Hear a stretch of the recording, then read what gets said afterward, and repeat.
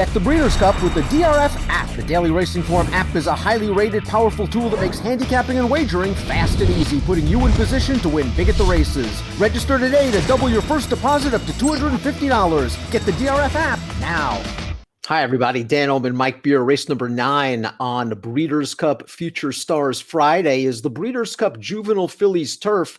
Let's take a peek at this field. We're going 1 mile on the grass. $1 million is the purse. This is a really nice race. You've got some talented horses coming in from Europe, obviously, but you also have 2 horses that have raced in North America that have been very visually impressive. The 5 on Pearl, 2 for 2, and is yet to be headed. Plum Ali, 3 for 3, winner of the Grade 2 Miss Griot last time out. This is a nice race. Yeah, I mean, certainly the European shippers, have something to recommend. They almost always do, but the stateside horses have been very good. Dan, this is an excellent race.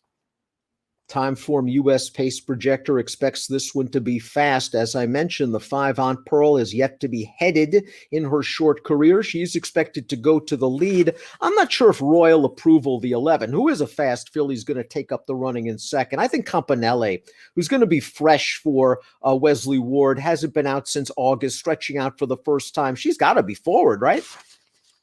Yeah, I guess both of the Ward horses, the 10 and the 11, have to be forward in here. I sort of agree with you. I thought Campanelle might be the one to show more speed in this race. But either way, going after a horse like Aunt Pearl on the lead early, that's not going to be an easy thing to do. That filly's been very impressive in her 2 wins. A horse that would appreciate some pace up front and lacking pace data because she hasn't raced in the United States is the 1, Nadada. And Nadada is not a stakes winner yet, but I thought she did some good things last time out when third in the Group 1 Moyglare stud. The runner-up from that race came back to win a Group 1 in England. Yeah, I mean, she's very lightly raced, Dan. She won her career debut right on the lead. But since then, it's been a little bit tougher in group company. Listen, she's Group 1 place from her last race. I thought all in all, she just wasn't good enough in that race, but she finished a solid third. And obviously there's room to improve here. She's only won 3 times. Miss Amulet just missed when going for the hat trick last time out in the Cheveley Park Stakes, going 6 furlongs, the beaten favorite that day. Now she's got to stretch out, and I think that's probably the biggest question mark for Miss Amulet. She has the ability, I believe, to contend in a race like this. It's whether she really wants the mile. Yeah, that was my biggest worry as well. I don't know that I really want her stretching out in this race. She's actually run pretty well in all of her races. Particularly her recent races, it feels like she's really improved, but I'm not sure that I want her stretching out for the first time. Alda might be a sleeper for Graham Motion, Mike. I really liked her debut, a race at Belmont going 5 furlongs where she didn't break. She was in between horses. She ran like a Graham Motion first-time starter. Sometimes they need the race, and she galloped out real well. She backed that race up with 2 wins, and then she ran the Natalma last time out, and I thought she ran really well again in a race that produced 2 next-out winners. Let's watch the Natalma right now. We're going to see Alda on the outside here in the white silks. She is the number 5 on the widest part of the turf course. She's going to get up for second behind the promising Lady Spitesphere. And again, a good race. The 4th place horse came back to win the Princess Elizabeth with a 79 buyer on synthetic. Yeah, I thought this filly ran well in here. She's only second best in this race, but I thought she ran well to be second best. I particularly liked her race prior to that in the Catch a Glimpse when she did get up in a race where she had to alter course a couple of different times through the stretch, but she still closed it down. And she's just one of those fillies, I feel like, from the beginning of her career, when you watched her, you felt like the more distance she gets, the better off she's going to be. This is a 2-turn mile for the first time, and I think it's going to really suit her. Plum Ali has already raced 3 times going a route of ground. She is a perfect 3 for 3. I like the way she handled that demanding Kentucky Downs turf course 2 starts back, and she backed it up last time out in New York with this performance in the Miss Grillo. I thought Jose Ortiz gave her a really nice ride, tucked in early, got to the outside. She makes the lead. Caldi down on the rails going to try her, but Plum Ali is just a little bit too good. I'm wondering if this was the strongest field in the world that she beat, but I can't knock the way she did it, although she got a good trip. Yeah, she got a perfect trip in this race, but she got a perfect trip because she's so handy. I mean, you can just put her wherever you want in a race. And it doesn't matter. She responds to it. She's run really well in all three of her starts, Dan. And I think she's one of the major players in here. Listen, you don't have to love a horse who's going to be the favorite or one of the favorites. But I didn't really see any reason to sit here and knock her. She's run well in all three of her starts. It's tough to knock the 5 on Pearl. Perfect 2 for 2, and she's got star potential written all over. Let's watch her win over course in the Jessamine last time out, going 1 mile and a 16th, where she just went to the lead. She was able to set an uncontested pace while going a legitimate fractions, and she's able to hold off Spanish Love Affair, who previously was a stakes winner down at Gulfstream Park. This is a nice performance. She's getting away from a good horse. The third place horse came back to win a stake in New York the other day. If she can get away with a little bit of a breather on the backstretch, she's going to be tough to reel in. Yeah, we'll see how fast they can make her go early in this race, because it's pretty clear watching her first 2 races that they let her control up front. She's going to be very, very tough to run down. I think you're correct, too, in just the way that you laid out her last race, Dan, because yeah, she was loose, but she was not walking on the lead. I thought she went a legitimate pace, and she did not stop through the stretch. I like both of her races quite a bit. Trainer Roger Varian is a very good conditioner. He sent down, I believe, the runner-up in this race last year who had prepped in the Rockfell Stakes, and he's going to try to do it again with the 6 Nazuna at a big price. Second in this year's edition of the Rockfell at a big price. I'm not sure what she beat that day, but it doesn't help when you miss the break. Yeah, I mean, it's interesting because she didn't break great in there. On the other hand, it was only a 5-horse field, and they really didn't go a fast pace. So I don't think breaking slowly necessarily compromised her, because they just raced in a really tight pack. She was up close all the way, split horses to go after the winner, and she had time to get there. And, she really tried hard, but she was only second best in there. I'm not going to suggest that, she didn't run well, because she did. But it's not the kind of race where I feel like she exits with some kind of big excuse. The winner still has some question marks to answer, and the horses that ran behind her that day as well, but Nazuna seems to be moving the right direction. Tetragonal, the number 7, just missed last time out in the Surfer Girl Stakes behind Mad One, and I don't know, Mike. To me, that race just looked like a race that's set up for closers, and Tetragonal was able to benefit from that fast pace after a tough start to her North American career at Del Mar when she missed it. Yeah, no, I agree. Certainly, you could argue that the two of them, just had the run of the race in there. At least as far as Tetragonal goes, she took a pretty big step forward in there. I mean, I thought it was a big improvement off of her stateside debut. I don't think it was as close necessarily as the margin was at the end of the race. It never looked to me like Tetragonal was going to win. But she certainly improved from start 1 to start 2 over here. What did you think of Mother Earth's first race going around a ground? I know she caught soft going in that Group 1 Fillies mile. I also thought at the end of that race, she had a head of steam and she maybe hung just a little bit. Do you think this distance is a little bit far for her?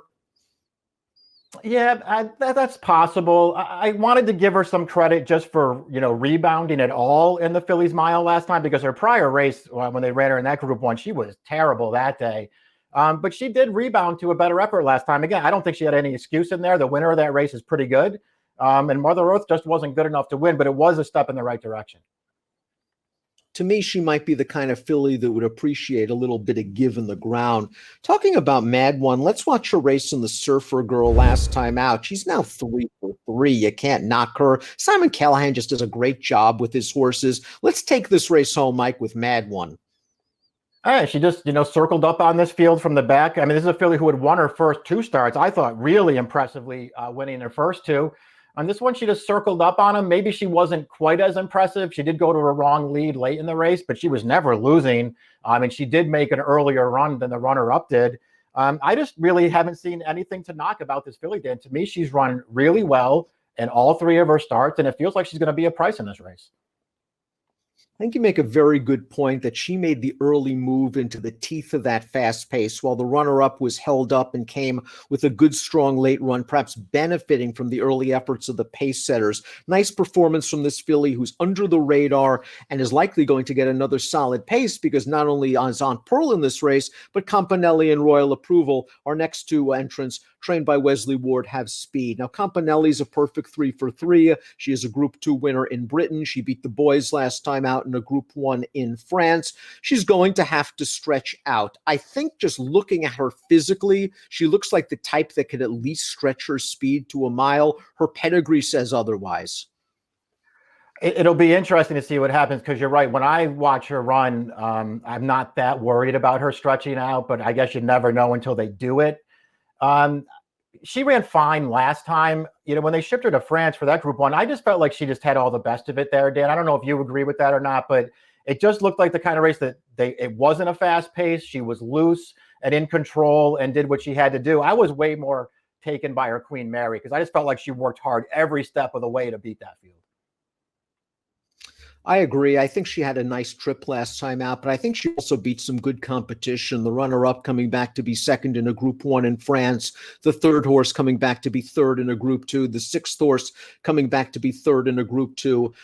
That race against the boys, her debut at Gulfstream against the boys, an impressive performance. She's talented. For her, it's all about the distance. Let's watch Royal Approval's win the Matron last time out, where Rad Ortiz gave her a nice setup. She's 1-2. She's got right up off of a slow pace, and she's going to get by Union Gables to win. It's now 2 in a row for her. Campanelli had her number earlier in her career. Maybe she's maturing at the right time. She's bred to get the distance. Yeah, maybe she's just taking steps forward. And you're right. Maybe the stretch out will work better for her than her stablemate. I still think Campanelli is a better horse than Royal Approval. I don't know. She's won her last 2 starts. She's a great grade 3 winner now on the turf. I'm just not that impressed with either of her last 2 wins, Dan.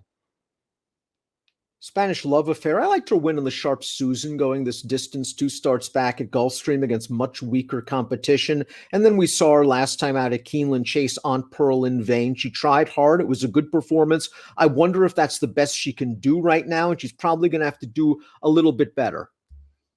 Yeah, that's what I thought. She's run well, though, in all 3 of her starts. Maybe there's a chance that in this race, somebody else does the chasing of On Pearl, and she can sit a little bit of a more comfortable trip. But she's still going to have to work something out from post 12. Union Gables, I could not find the excuse in the Matron that we just saw that Royal Approval won. She was able to make the lead. The fractions were slow, and the race was dominated by the horses that were on the lead. I think this time around, the plan for Jose Ortiz is to take her back and kind of revert to the tactics that worked well for her in her debut on dirt, although she was probably forced into those tactics by being bumped hard leaving the gate. Yeah, she totally blew the start that day, which left her far back. I guess you could argue that she took a step forward first time on turf last time, but I still didn't really see anything that made me want to bet her against this field. Editor at Large completes the field. Real tough post position for trainer Chad Brown and Javier Castellano. I thought this horse ran okay in the Miss Grillo behind Plum Ali, wide on the backstretch, dropped into the inside, followed the winner outside on the turn, and just wasn't good enough that day. To me, she's got a lot of scope for improvement. I think they're just going to take her back and hope to make one run, and I wouldn't be surprised if she is running hard at the end of this race.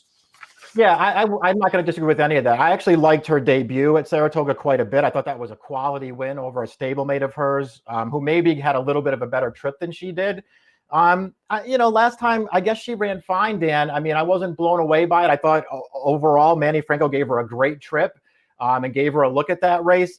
You know, it's probably strange to say it since she just missed a head bob for a second. I would have liked her maybe a little more had she gotten second, because I'm not that big a fan of Caldi, who held her off. And it felt like if she wanted me to take her in this race, maybe she should have been a clear second last time with the trip she got. Let's take a look at our top picks for the Breeders' Cup Juvenile Fillies Turf. Can't knock what this Southern California invader, Mad One, has done for Simon Callahan. 3 for 3 in her career. And isn't she just going to get the right pace set up? And she's going to be a good price because those figs, they don't really stand out right now, Mike. Yeah, those are all the reasons that I wound up putting her on top, Dan. I just think she's run well in all three of her starts. She looks like she's going to be a fair price in here. And it does feel like there's enough pace to set up her run. So I wound up putting her on top. Plum Ali I had second, and On Pearl third. I think they're both major players in here. I threw Alda in there as fourth. I think that horse could run at the end of this race at a price. I'm staying stateside. I think our North American-based horses are all pretty good. I'm going half stateside. Campanelle is trained by Wesley Ward, campaigned in her last two overseas. I like what I've seen from her over there against some really good competition. I think she's going to get the mile. I'm really curious to see how Frankie plays the break here. I think he might go. And if he puts the pedal to the metal, maybe he makes Aunt Pearl take a seat. We haven't seen Aunt Pearl pass a horse just yet. If not, well, then she's chasing Aunt Pearl, and that might be a tough situation that could lead to a closing scenario that would benefit your top pick. 9-4-5-3 for Mike, 10-8-2-1 for me. It's been a great Breeders' Cup so far. We still got the Breeders' Cup Juvenile coming up. Bet the Breeders' Cup with the DRF app. The Daily Racing Form app is a highly rated, powerful tool that makes handicapping and wagering fast and easy, putting you in position to win big at the races. Register today to double your first deposit up to $250. Get the DRF app now.